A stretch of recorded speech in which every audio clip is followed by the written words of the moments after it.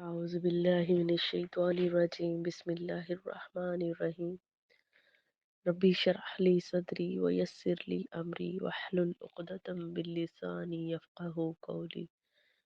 जी, आज का हमारा लेसन है सूरह बकरा की फजीलत और इसका शान नज़ूल चूँकि आप पढ़ चुके हैं। ये मदनी सूरत है और इसमें 1000 हुक्म हैं, 1000 खबरें हैं और 1000 कामों से मना किया गया है। हम आज इसका फर्स्ट रुकू करेंगे। सूरह बकरा का फर्स्ट रुकू। सूरह बकरा, अल्लाह के नबी सल्लल्लाहु अलैहि वसल्लम ने फरमाया, दो जगमगाने वाली पढ़ा करो। कौन सी? सूरह बकरा और सूरह अल इमरान। ये अपने पढ़ने वालों पर क़यामत के दिन साया करेंगी। इनका पढ़ना बरकत और छोड़ देना हसरत है। ये तवील सूरतें हैं और ये मदनी सूरत है। सूरह बकरा मदनी सूरत है। इसका शान नुज़ूल जो कि मैं आपको बता चुकी हूँ। ये हरूफ मुक़ात्तआत से शुरू होती है। हरूफ मुक़ात्तआत कटे हुए हरूफ है, मैं आपको बता चुकी हूँ। और ये बिस्मिल्लाहिर्रहमान पढ़े, बिस्मिल्लाहिर्रहमानिर्रहीम, इससे पहले स्टार्ट में पढ़े। और इसको पहले लाने का मकसद अरबों को हैरान करना था, आजिज़ करना था, कि ताकि वो फसीह व बलीग ज़ुबान रखते थे, ताकि वो इसका मुकाबला ना कर सकें। फिर 29 सूरतें जो हैं वो अलिफ लाम मीम हरूफ मुक़ात्तआत से स्टार्ट हुई हैं, शुरू हुई हैं, ठीक है। और सुनने वालों ने बहुत तवज्जो से सुना इसको और अलर्ट हो गए और भी बड़ी कोशिश की कि हरूफ मुक़ात्तआत का मुकाबला कर सके, लेकिन ना कर सके। हरूफ का ये मजमुआ है। बाकी अल्फाज जो है, कुरान की आयत जो है, वो हरूफ का मजमुआ है। और कुरान बज़ाते खुद एक बहुत बड़ा मोजज़ा होने की दलील है। ये वो किताब है जिसमें कोई शक नहीं। ये किताब हमारी इस्लाह के लिए भेजा गया और असल लोहे महफूज में है। और अल्लाह के पास बल हुआ कुरानुल मजीद फी लौह महफूज। और आपको पता है ये फरिश्तों के पास भी है। सूरह अबस में भी बताया गया, सूरह बुरूज में भी बताया गया, आयत नंबर 21-22 में, कि ये फरिश्तों के पास भी है। फी इत्मीनान से इसे पढ़ें, हकीकत मालूम करें अपने नफ्स की, क्योंकि आपके बारे में लिखा गया ना, इंसान के बारे में लिखी गई किताब है ना।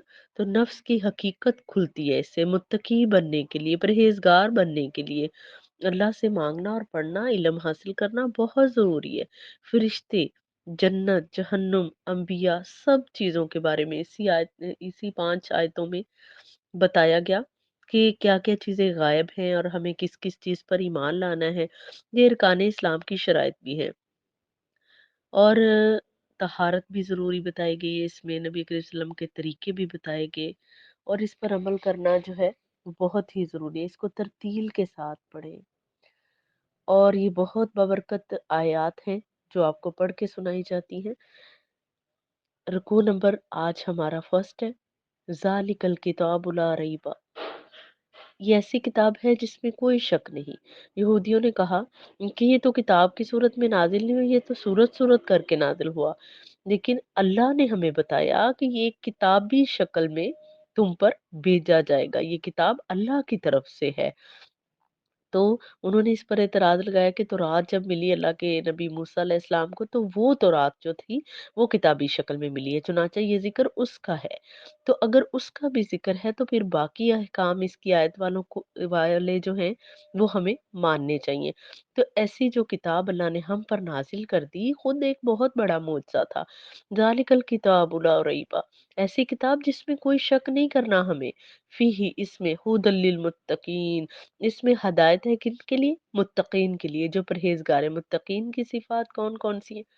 आइए, अल्लज़ीना युमिनून बिल गैब, सबसे पहले वो क्या करते हैं? पहली क्या बात बताएगी कि वो मुत्तकी हैं, गैब पर ईमान रखते हैं। कौन-सा गैब?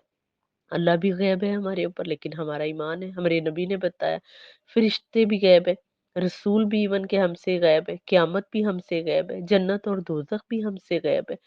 और काफ़ी चीज़ें जो हमसे गैब हैं, लेकिन हमारे नबी करीम सल्लल्लाहु अलैहि वसल्लम के ज़रिए ये कुरान उतरा और हमें उनकी बात पर यकीन है कि हमें इन चीज़ों पर ईमान लाना है।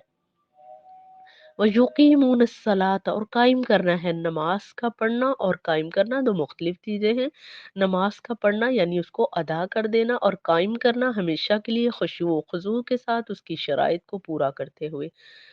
نمبر 3، وَمِمَّا رَزَقْنَاهُمْ يُنْفِقُونَ، اور جو اللہ کے رزق میں سے، یعنی دیا کس نے رزق؟ اللہ نے رزق دیا، اس میں سے ہم خرچ کرتے ہیں۔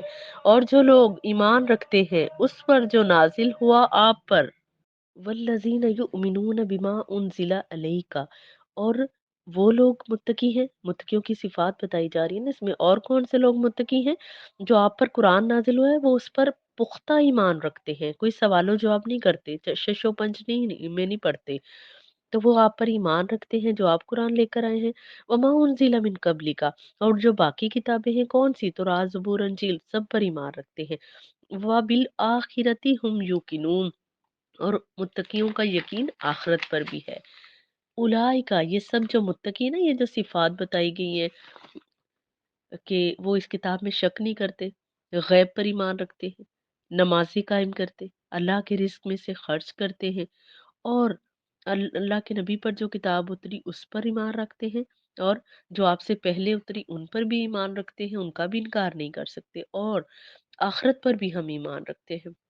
اولئکا، یہی لوگ علی ھدی من ربہم، یہ اپنے رب کی طرف سے ہدایت پر ہیں، یعنی کہ انسان اپنی وجہ سے ہدایت پر نہیں ہے، وہ ہدایت پر بجانب اللہ ہے، وہ اللہ کی وجہ سے ہدایت پر ہے۔ اللہ انسان کو چاہے تو ہدایت دے سکتا ہے، انسان کی اپنی کوشش سے اسے ہدایت نہیں مل سکتی۔ ہاں، ہدایت ایک واحد ایسی چیز ہے جو آپ کو مانگنے سے ملتی ہے، توبہ کرنے سے اپنے گناہوں پر، اور اللہ آپ کے لیے رستے کھول دیتا ہے۔ تو اللہ کی طرف سے آپ ہدایت پر ہیں، اور جو اللہ کی طرف سے ہدایت پا گیا وہ اس نے خیر کثیر پا لی۔ اولئک هم المفلحون، اور اللہ نے کن کو کہا مفلحون؟ کامیاب؟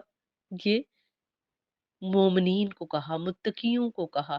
ہم کس کو کہتے؟ اسٹیٹس والوں کو، بینک بیلنس والوں کو۔ ہمارا جو مفلحون کا نظریہ کچھ اور ہے، اور اللہ نے یہاں کس کو مفلحون کہا؟ اولئک هم المفلحون، قرآن والوں کو، ہدایت والوں کو۔ ان الذین، جبکہ اللہ نے سب سے پہلے جو تھا وہ اپنا تعارف کرایا، پھر متقین کا، اب تیسرا ذکر جو ہے وہ کافروں کا ہے۔ ان الذین کفروا، جو لوگ کافر ہیں، سواء علیہم اانذرتہم، اے نبی کریم، جو لوگ کافر ہیں آپ ان کو سمجھائیں یا نہ سمجھائیں، ڈرائیں یا نہ ڈرائیں، وہ تنذرہم، ان کو ڈرائیں یا نہ ڈرائیں، لا یؤمنون، وہ کبھی ایمان نہیں لائیں گے۔ کیوں؟ اللہ کو کیسے پتہ چل گیا؟ کیونکہ انہوں نے وحی کی تصدیق نہیں کی، اور ان کے اندر توبہ کا عنصر نہیں پایا جاتا تھا، اس لیے اللہ تعالیٰ نے کہا کہ اللہ کے نبی صلی اللہ علیہ وآلہ وسلم، آپ ان کے اوپر اپنا سر کھپانے اور ٹائم ضائع کرنے کے بجائے اپنے اور کام اور معاملات کو دیکھ لیں۔ فرمایا کہ یہ کافر ہیں، ان کے اوپر اللہ تعالیٰ نے مہریں لگا دی تھی نا، تو اللہ نے فرمایا یہ کافر ہیں، آپ ان کو ڈرائیں سمجھائیں جو مرضی کریں، یہ ایمان نہیں لائیں گے۔ کیوں نہیں لائیں گے؟ خاتم اللہ علی قلوبہم، تو اللہ نے مہر لگا دی ان کے دلوں پر، وَعَلَىٰ سَمْعِهِمْ، کے کانوں پر، وَعَلَىٰ أَبْصَارِهِمْ، اور ان کی آنکھوں پر غشاوہ پردہ ہو گیا، وَلَهُمْ عَذَابٌ عَظِيمٌ، اور یہ بڑے دردناک عذاب میں ہوں گے۔ کیوں؟ کس طرح ان کی مہر لگ گئی؟ جب انسان ایک چھوٹا سا گناہ کرتا ہے اور توبہ نہیں کرتا نا، تو پھر اللہ تعالیٰ اس کے گناہوں پر، اس کے دل پر ایک چھوٹا سا نقطہ لگا دیتا ہے، اور وہ توبہ نہیں کرتا تو وہ بڑھتے بڑھتے سیاہ ہو جاتا ہے، اور اس کا سارا دل کالا ہو جاتا ہے۔ تو ان کے اندر توبہ کا عنصر نہیں تھا، یہ اللہ سے ہدایت کی دعا نہیں کرتے تھے، تو اللہ نے پھر ان کے دنیاوی معاملات میں تو آنکھیں کان دل سب ٹھیک تھا، لیکن دین کی بات کو سمجھنے سے قاصر تھے۔ تو آج کل کے دور میں ہمیں بھی اپنی آنکھوں کو، کانوں کو اور دل کو قرآن کے متعلق ڈالنا ہے کہ یہ قرآن سے دور تو نہیں جا رہے ہم لوگ، قرآن کے قریب کتنا رہتے ہیں ہم۔ تو اللہ نے فرمایا کہ یہ جو خاتم اللہ علی قلوبی، جن کے دلوں میں مہر لگا دی جاتی ہے نا، وہ کبھی قرآن کے قریب نہیں آ سکتے۔ وَلَهُمْ عَذَابٌ عَظِيمٌ، اور اتنا بڑا اور عظیم عذاب ہوگا انشاءاللہ۔ اگلا رکوع جو ہے وہ کل پڑھیں گے۔ نیکسٹ، یہ لیسن نمبر 8 ہے آپ کا، تو اللہ تعالیٰ آسانی کرے، انشاءاللہ رکوع بائی رکوع ہم چلیں گے ان شارٹ میں۔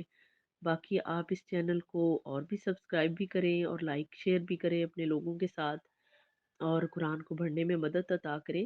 یہ دیکھیں کہ یہ شارٹ وے ہے، اس سے شارٹ وے کہ آپ لوگوں کو قرآن سننے سمجھنے کی جو ہے اللہ توفیق دے، اور سمجھ آ بھی جائے انشاءاللہ۔ تو یہ منافقین کا ذکر ابھی کل جو ہے وہ ہم کریں گے انشاءاللہ۔ جزاک اللہ خیر۔